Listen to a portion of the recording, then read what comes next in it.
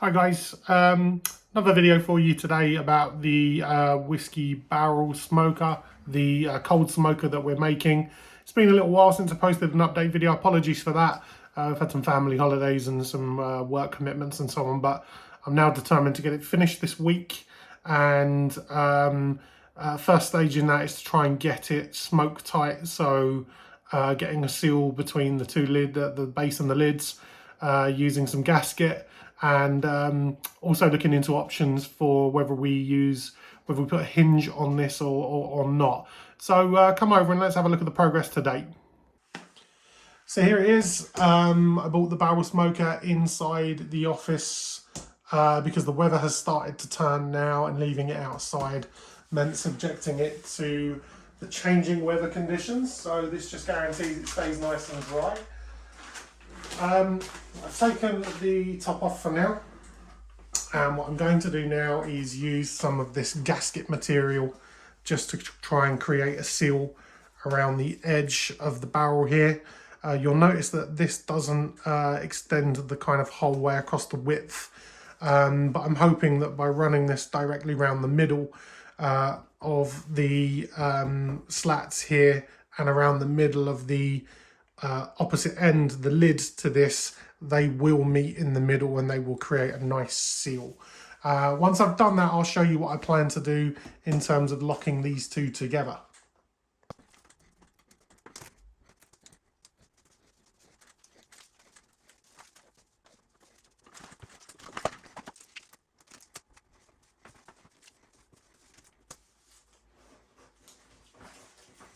I'm actually very happy with how this is sticking. It's certainly not the most expensive kind of sealant or gasket tape that I've got. Picked it up quite cheap on Amazon, but it seems to be sticking really well. Touch wood. So hopefully this should do the trick. I have veered on going slightly to the outside of the barrel rather than, as I said earlier, smack bang in the middle. And then I think we're going to have plenty to be able to do the top as well. Let's just make sure these meet up nice and flush. Don't mind if that overhangs a little bit there. And then we'll just snip this here. So that's the first layer done, and that's gone on quite nicely, quite happy with that. And now we're just going to repeat the process along the top. I don't think it matters too much that these are not going to be kind of directly aligned. I think the fact that the gasket tape will meet at some stage between the top of the barrel and the bottom is probably all we need here.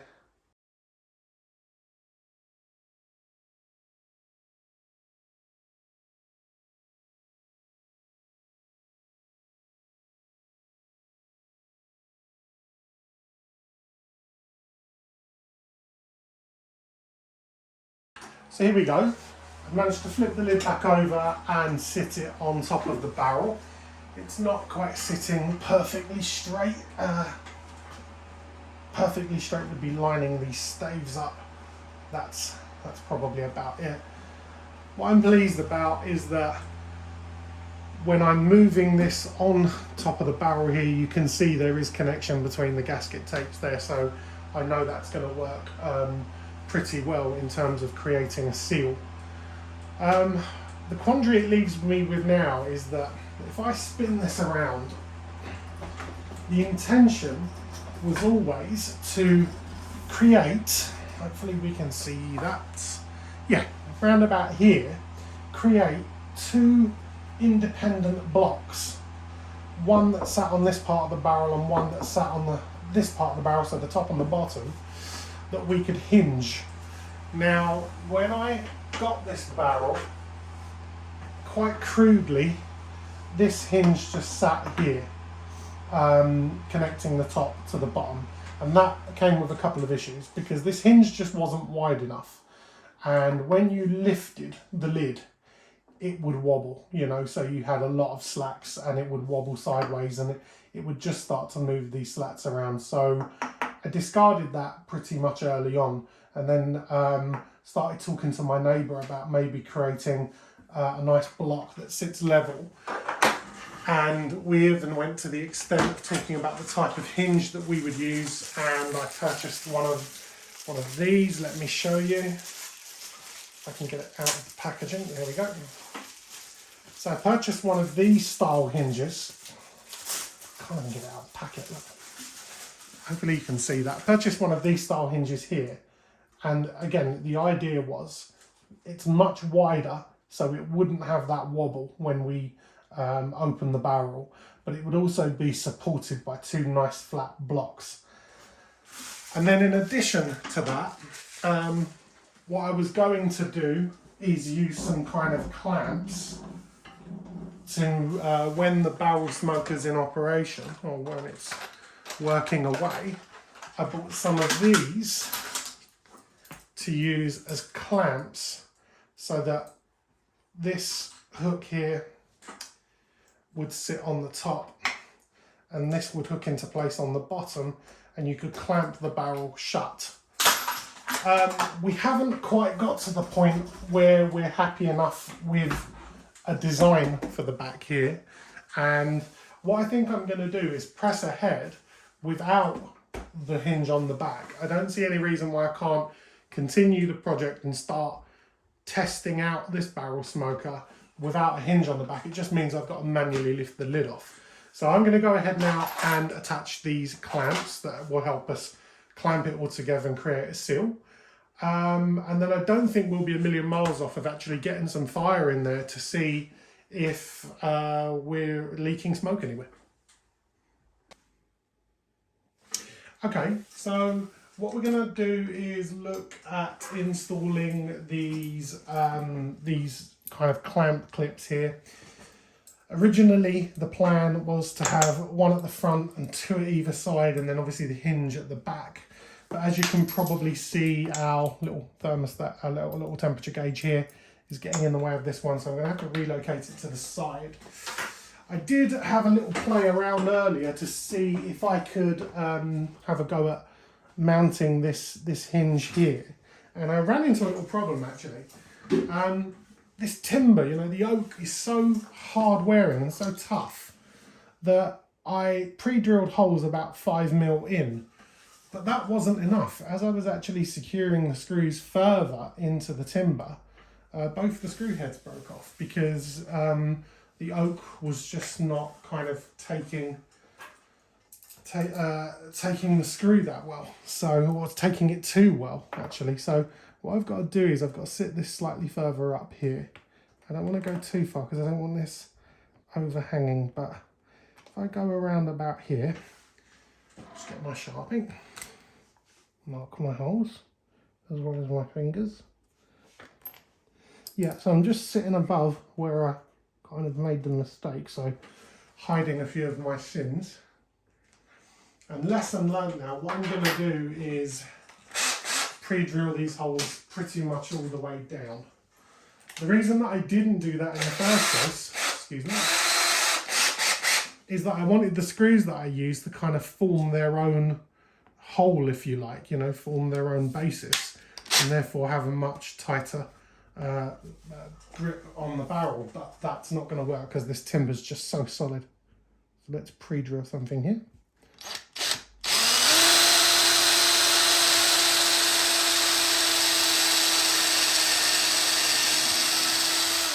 That's one.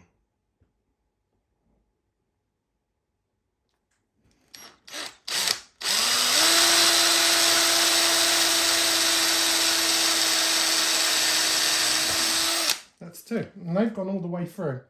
Now that's not really a problem because the screws are big enough to seal those holes up. I'm not worried about that, but I didn't think I would have to go to that extent, to be honest with you. But there we go, there it is.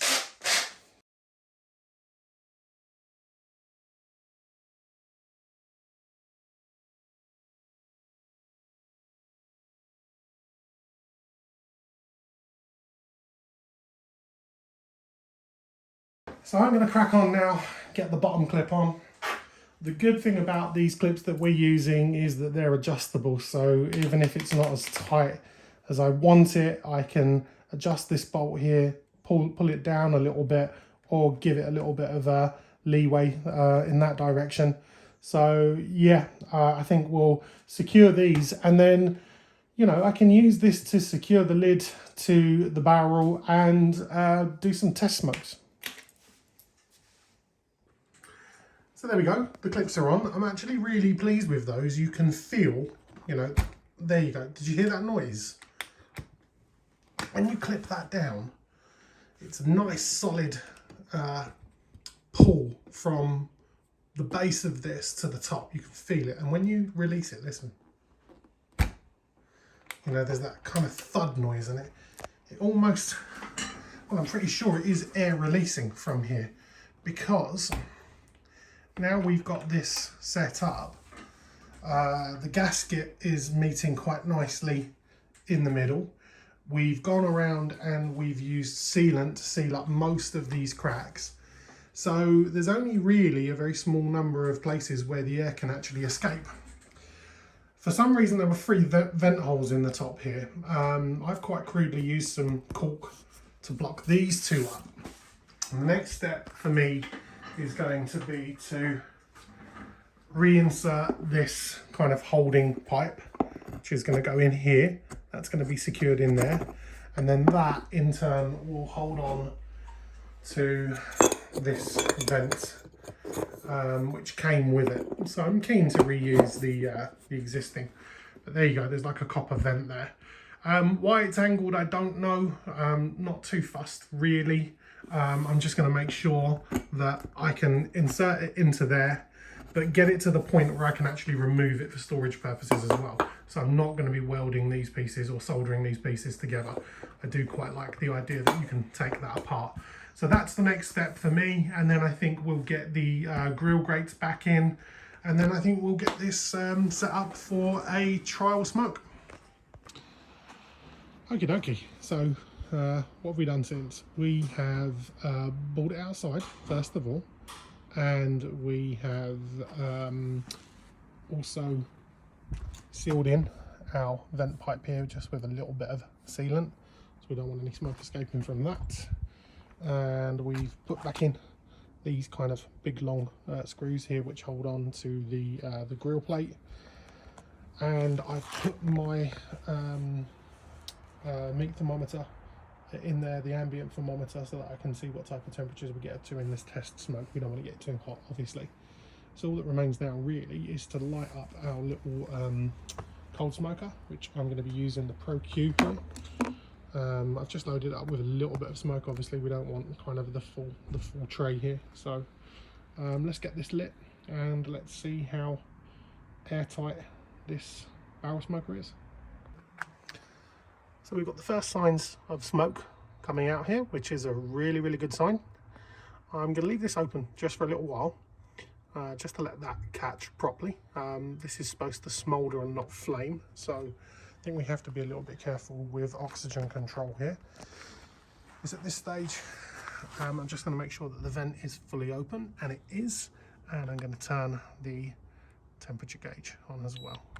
It's just so we can keep a track on what's happening on those probes. I've got 2 probes in there, one on either side, just to make sure that the circulation is nice and even. I think we've got a good amount of smoke now. We'll put the lid on. Okie dokie.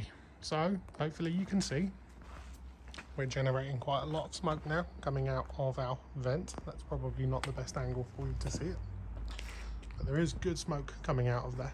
Hopefully you can see it on this video.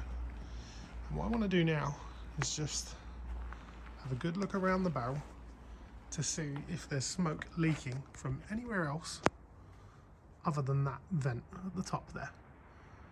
And it's not immediately obvious that there is. So that's a pretty good sign.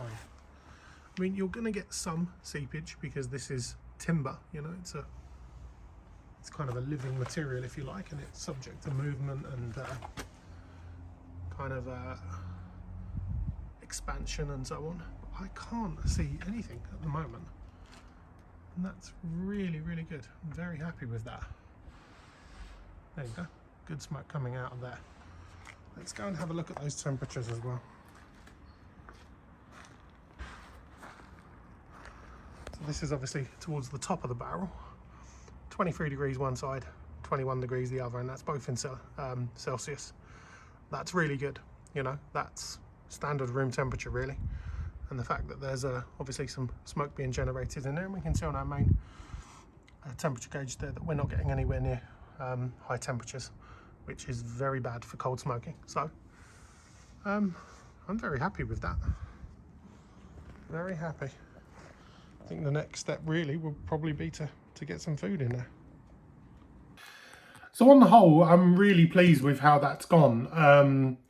There wasn't any smoke leaking from it. I thought there might be some areas where there were kind of gaping holes that I hadn't filled in. As you can see from the video there, it's mainly emitting smoke from that little chimney, which is ideal. Next stage now is really to start doing some cooking on it, I think. So, well, not cooking, but, you know, actually getting some food on there. I'm probably not going to go to the extent of starting with things like bacon or cured hams or anything like that. I'll probably start nice and basic with maybe some garlic and some cheese. And I'll make a video about that. But it's been quite an interesting process getting it to this stage, and I'm really kind of pleased with how it's turned out. I do think it would benefit from having that hinge on it. It's a little bit of a palaver lifting that lid up and down each time you'd want to put things in it.